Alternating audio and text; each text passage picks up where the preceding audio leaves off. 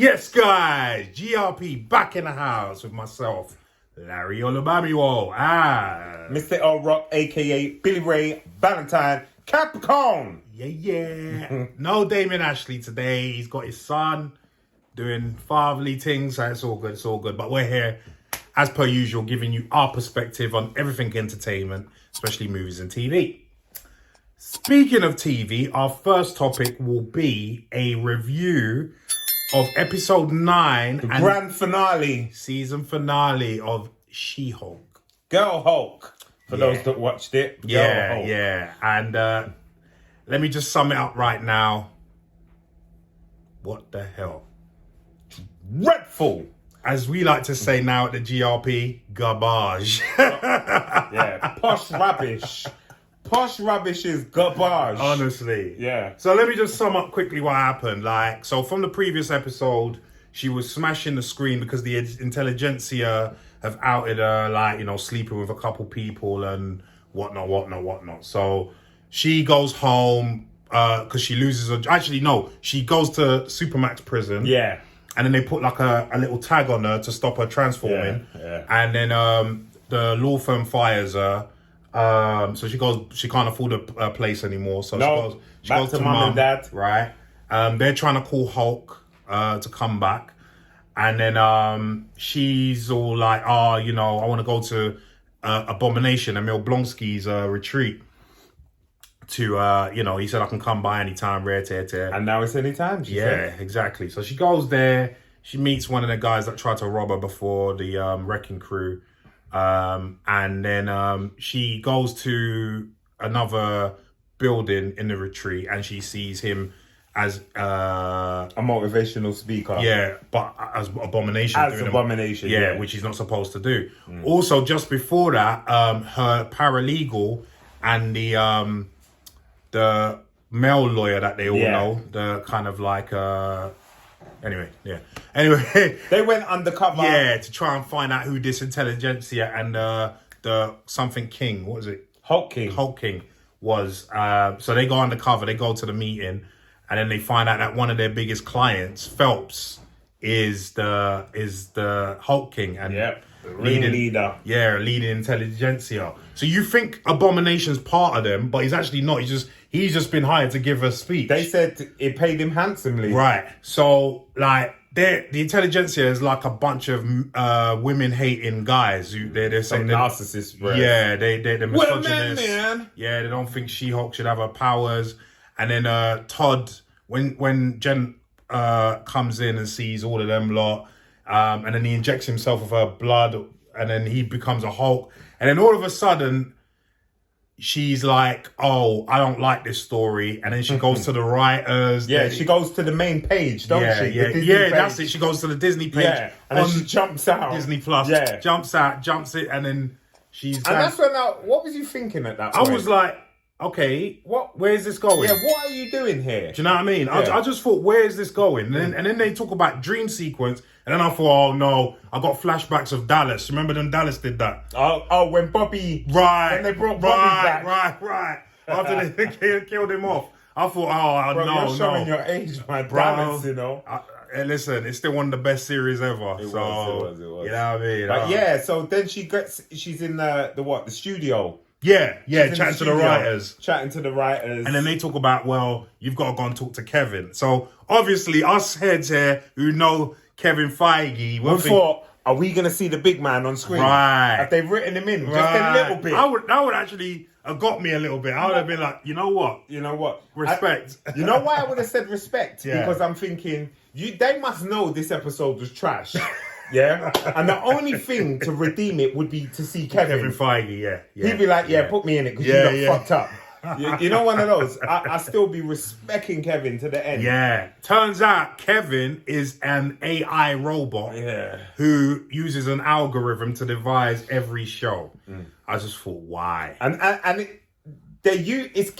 They did it on purpose. Yeah, I know. Kevin Feige. I personally didn't feel it. No, it didn't work. It didn't work. Because then she's talking about, oh, we should end it like this, and we shouldn't have that, and blah blah. Oh, and then we should have Matt Murdock because she's her thrills and whatnot. Yeah, I was just like, what is this? Do you know what I mean? It's just spoiled it for me. And then it didn't even play out. She changed it. She went back, and it was all over. Yeah. Do you know what I mean? There was no crescendo. There was no grand finale. The final fight.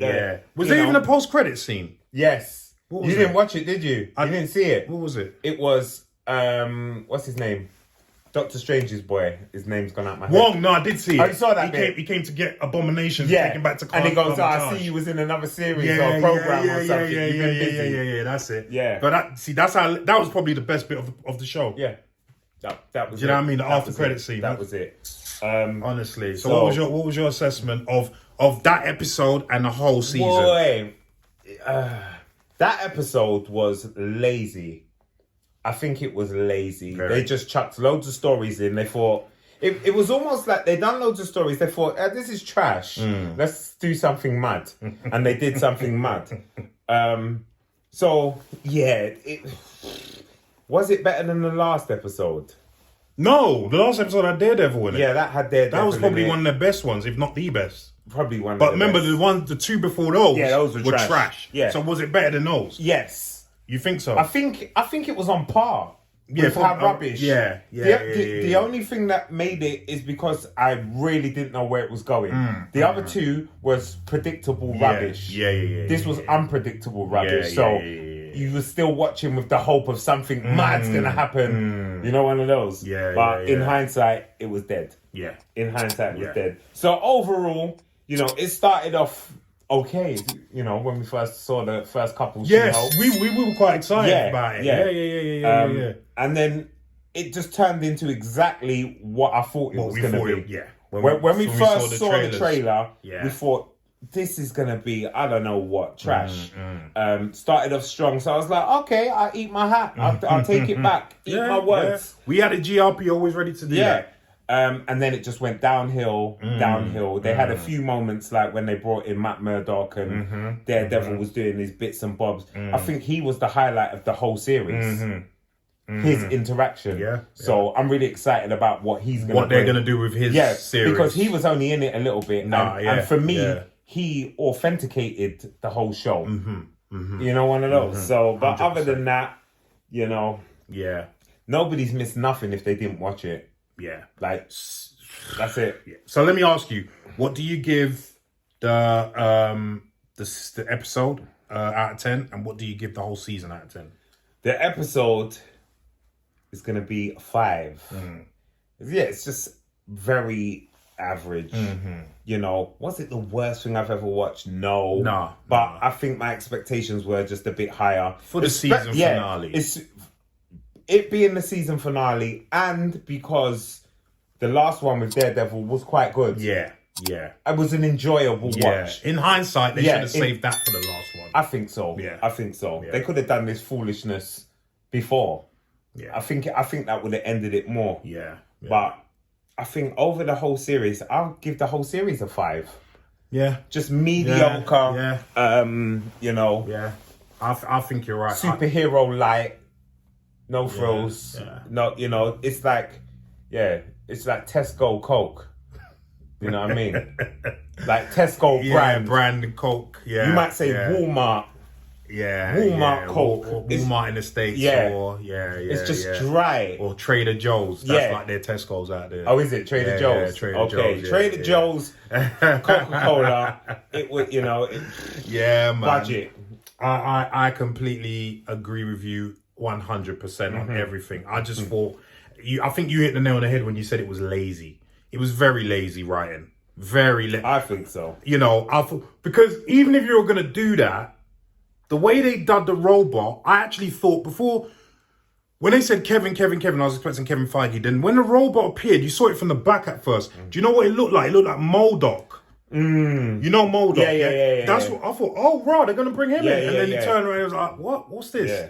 And then it just smacked, like you said, you hit the nail on the head perfectly. It smacked of lazy writing. Yeah, it does. And I think this will go on to another story that we got later on, and ones that we touched on as well about Blade and stuff. I think Kevin Feige is run very thin now, and I think it's showing. I think I know he never had full control. He didn't. I know he There's didn't. no way. There's no way. He would have been. He would have. I know he would have been. Because Kevin Feige, as I said to my missus when we watched it today, and she was fuming, by the way. Kevin Feige is a victim of his own success. That's the problem. He's been so successful at creating this MCU that it's become bigger than anything that he could handle himself. Yeah. And now he needs other safe pair of hands. He needs support. You know what I mean? He needs a team. Yeah, he needs a team now. It can't team. just be Kevin Feige overseeing everything now. Yeah. And again, like I said, we talked about what's happening with Blade. We've got some more stories on Blade coming up, but it's not looking good for the MCU. I've been trying to combat with a lot of people who said the MCU have gone downhill after Endgame. And I'm just like, no, they're setting things up. You know, there's been some crappy stuff like Eternals, but there's been some good stuff as well. WandaVision, Falcon Winter Soldier. Yeah. You know what I mean? Like, it's coming together. You know what I mean? But after seeing that, I don't know. You're like, but is it just like floating along? It's not soaring, is it? You know what I mean? It's doing bits and it has this odd. Yeah. But, you know. I actually got excited at one point, and it might do something on it because Hulk. The Sun. Yes. Now that's where they can bring in, and remember we did a previous story about World War Hulk, and you know the potential of that being made a movie. Yeah. That's when his son comes into play. Right. You know what I mean? So I'm gonna be interested to see where that goes. Yeah. Also, we've got another story coming up about her talking about Red Hulk. But we won't talk about that now. Yeah. So there's potential, if they don't do a season 2, for them to just develop the Hulk story in general. Yeah. Even with She-Hulk. Because I'm just thinking, what was the point of bringing the Sun in? Yeah. If you're not trying to do something. Right. Because him just coming would have been enough. Yeah. Oh, here's my son. Yeah. Yeah. Yeah. But we know that his son was his son was an integral part of Planet Hulk, which then leads into World War Hulk. World War Hulk, yeah. But his son actually, I tell a lie, it was his pregnant wife. Because his pregnant wife dies in Planet Hulk, and then that's what causes World War Hulk. Right. Do you know what I mean? Yeah. So I don't know how they're gonna do this. I don't know, but we'll wait and see. But I agree with you. 5 for the episode, 5 for the season. Yeah. I wasn't impressed, and to be honest, I wouldn't recommend. It's not a show that I would recommend to someone. Oh, have you seen She-Hulk? No. It's something I just... The two that came before it, I know a lot of people, especially with Moon Knight, had a problem with it. And I get that. But generally speaking, I didn't mind Moon Knight. No, neither did I. I didn't mind. It did end in a way. And in fact, the ending wasn't too bad for me. For me, it was just the stuff just before then. Yeah. With the plane and, all of that. Right. So I had a problem with that. But overall, I enjoyed Moon Knight. I remember we always spoke about that. I enjoyed Miss Marvel. I had some problems with it. Yeah. Probably more problems than I had with Moon Knight. Yeah. But overall, it was an enjoyable watch. Good watch, yeah. I can't say that for She-Hulk. Yeah. I can't say that. I can't.